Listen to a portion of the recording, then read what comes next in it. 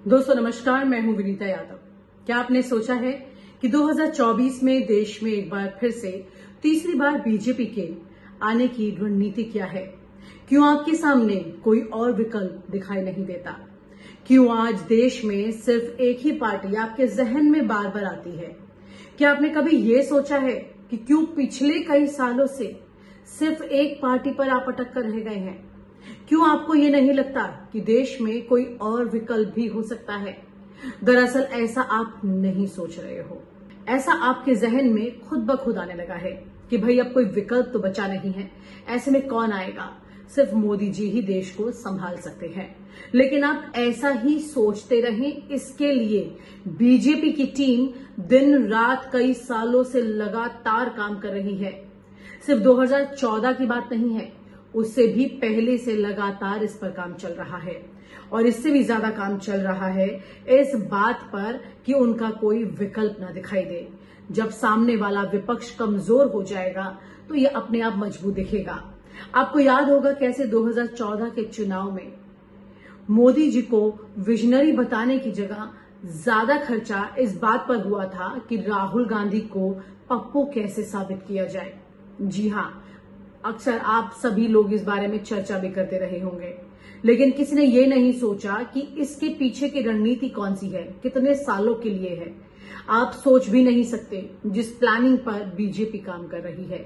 BJP के plan के मुताबिक उन्हें ये नहीं बताना कि आप उन्हीं को चुने, बल्कि उनको आपको ये बताना है कि आपके पास अब कोई विकल्प ही नहीं बचा है। इसलिए मोदी जी ही बचे हैं और देश को अब सिर्फ मोदी जी ही संभाल सकते हैं। इस तरह की रणनीति पर बीजेपी इस वक्त काम कर रही है, जो शायद आपको अंदाजा भी नहीं है। आइए आपको मैं बताती हूँ कैसे बीजेपी कांग्रेस मुक्त अभियान को पूरा करने जा रही है। लेकिन इससे भी पहले मैं आपको वो याद दिला देती हूँ जो अटल बिहारी वाजपेयी ने कहा था। जरा इस बात को गौर से सुनिए। सदन चलाना पड़ेगा, इस बात को मत भूलिए, मगर सदन चलाने में और ठीक तरह से चलाने में हम आपको पूरा सहयोग देंगे, ये आपको आश्वासन देना चाहते हैं। मगर सरकार आप कैसी बनाएंगे, वो सरकार किस कार्यक्रम पर बनेगी, वो सरकार कैसी चलेगी, मैं नहीं जानता। लेकिन जहां तक दलितों का सवाल है, शेड्यूल कास्ट के टोटल मेंबर्स हैं 77 और उनमें से 29 मेंबर्स बीजेपी के चुने गए। जी, कांग्रेस मुक्त भारत की बात करने वाले ही अटल बिहारी वाजपेयी जी ने एक बार ये भी कहा था कि विपक्ष से ही खूबसूरत लोकतंत्र बनता है। उस बात को भी आप एक बार जरूर सुन लीजिए।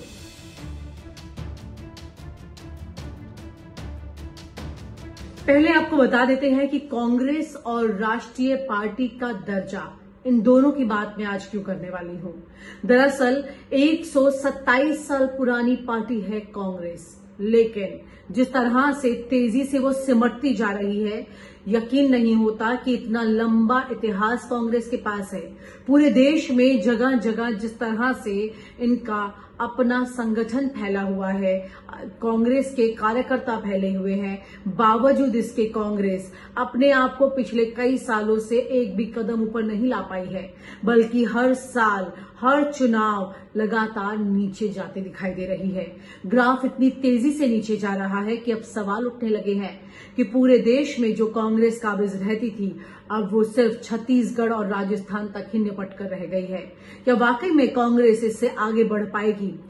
इससे ज्यादा आपको ये बता दें कि जो पार्टी अभी हाल ही में शुरू हुई है, वो कांग्रेस से ज्यादा तेजी से स्ट्रैटेजी के साथ काम कर रही है और एक एक करके राज्यों पर कब्जा भी कर रही है। जाहिर सी बात है, मैं बात कर रही हूं यहां पर आम आदमी पार्टी की। लेकिन अगर आज हम कांग्रेस की बात कर रहे हैं कि क्या वाकई में कांग्रेस अपनी डेथ की तरफ जा रही है, तो उसकी वजह यह है कि कांग्रेस में कोई भी ऐसी गतिविधि पिछले कुछ वक्त से दिखाई नहीं दी है जो ये साबित करे, लोगों में विश्वास दिलाए कि वाकई में कांग्रेस 2024 में बीजेपी से टक्कर लेने के लिए स्वस्थ है। स्वस्थ मैं इसलिए कह रही हूं क्योंकि कांग्रेस की जो हालत है वो किसी बीमार से भी ज्यादा बुरी दिखाई दे रही है। क्या वाकई में 137 साल पुरानी इस पार्टी का इस तरह से अंत होने जा रहा है? क्योंकि लगातार बीजेपी कांग्रेस मुक्त भारत की बात कर रही है और उसके लिए उन्होंने अपने ग्राउंड्स भी बनाए हैं। मैं आपको बता देती हूं, क्योंकि हमारे देश में इस वक्त 5 ऐसी पार्टी हैं जिनको राष्ट्रीय पार्टी का दर्जा है, जिसमें कांग्रेस है, बीजेपी है, सीपीआई, सीपीआईएम और एनसीपी है। पहले बसपा भी थी, जिसका राष्ट्रीय पार्टी का दर्जा वापस ले लिया गया था। राष्ट्रीय पार्टी का दर्जा कैसे मिलता है? क्योंकि राष्ट्रीय पार्टी ही टक्कर दे पाएगी बीजेपी को।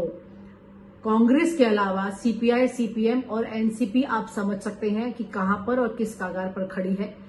और कांग्रेस की अगर बात करते हैं तो आज की तारीख में लोकसभा में 53 लोकसभा सीटों पर कांग्रेस मौजूद है, यानी कि बीजेपी के बाद दूसरे नंबर पर है। ऐसे में कांग्रेस का राष्ट्रीय पार्टी का दर्जा कब तक और कैसे रहेगा, ये भी एक बड़ा सवाल है।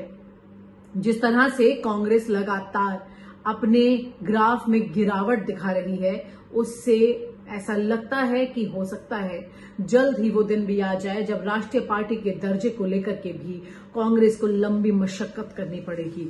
आइए मैं आपको बता देती हूं कि कैसे और किस पार्टी को मिलता है राष्ट्रीय पार्टी का दर्जा। राष्ट्रीय पार्टी का दर्जा उन पार्टियों के पास हो सकता है जिसके पास लोकसभा में 2% यानी 11 सीटें होनी चाहिए, 3 अलग अलग राज्यों से। इसके अलावा 4 राज्यों के विधानसभा में ये लोकसभा की 4 सीटों पर 6% वोट होना चाहिए, या फिर पार्टी की 4 राज्यों में क्षेत्रीय पार्टी के रूप में मान्यता होनी चाहिए। ये 3 ऐसी बातें हैं जो कि राष्ट्रीय पार्टी होने के लिए किसी भी पार्टी के लिए जरूरत की चीज है, जो कि इलेक्शन कमीशन उसे राष्ट्रीय पार्टी का फिर दर्जा देता है। ऐसे में कांग्रेस के लिए इन तीनों बातों पर टिके रहना और इसे बनाए रहना, मैं ये नहीं कह रही हूं कि ये तुरंत ऐसा होने वाला है, लेकिन आने वाले वक्त में इस पर भी सवाल उठ सकता है। अगर राष्ट्रीय पार्टी का दर्जा जो 137 साल से कांग्रेस के पास है, अगर उस पर ही सवाल उठ जाए, वही खटाई में पड़ता दिखे, तो आप सोचिएगा कि देश में विपक्ष की हालत क्या है। आज की तारीख में केवल 5 पार्टियों को ये राष्ट्रीय पार्टी का दर्जा है, जैसा मैंने आपको बताया भी, Congress, BJP, NCP, CPI, CPM और अब आम आदमी पार्टी इस तरफ जाने की कोशिश कर रही है, क्योंकि अब तो आम आदमी पार्टी कांग्रेस के बराबर आकर के, मैं ये नहीं कहती कि इतने सालों के संगठन और कामकाज को लेकर के उसके बराबर खड़ी है, लेकिन एक एक कदम करके आगे बढ़ रही है। कांग्रेस के पास अपने दम पर सिर्फ छत्तीसगढ़ और राजस्थान में सरकार है। राजस्थान में भी वहां पर उन्होंने आरएलडी के साथ गठबंधन किया था, लेकिन अभी कहा जा सकता है कि यही राज्य उनके कब्जे में है। वहीं पर आम आदमी पार्टी के पास भी पंजाब, दिल्ली और अब गोवा में भी 2 सीटें हैं। पंजाब और दिल्ली में पूरे बहुमत के साथ सरकार उन्होंने बनाई हुई है, लेकिन आम आदमी पार्टी को लेकर के लगातार ये बात की जाती है कि टीम बी होने का आरोप उन पर लगता है बीजेपी के लिए, कि बीजेपी से टक्कर लेने वाली सिर्फ कांग्रेस है, उसके अलावा किसी के बारे में चर्चा हो रही है तो आम आदमी पार्टी, लेकिन आम आदमी पार्टी पर बीजेपी की बी टीम होने का आरोप लगातार लगा है और चर्चाएं तेजी से होती हैं। ये बात आपके सामने है, लेकिन जिस तरह से लगातार कांग्रेस अपनी जमीन खो रही है, उससे 2024 में कांग्रेस का ये नंबर और गिर सकता है। आपको ये भी बता देती हूं कि बीजेपी, जैसा मैंने आपको कहा भी कि बीजेपी सिर्फ 44 साल पहले राष्ट्रीय पार्टी बनी है और कांग्रेस 137 साल पहले राष्ट्रीय पार्टी बनी थी। अब एक बार फिर से आप पूर्व प्रधानमंत्री अटल बिहारी वाजपेयी जी की उस बात को गौर से सुनिए जिसमें उन्होंने देश में एक मजबूत विपक्ष की बात की थी। जरा सुनिए।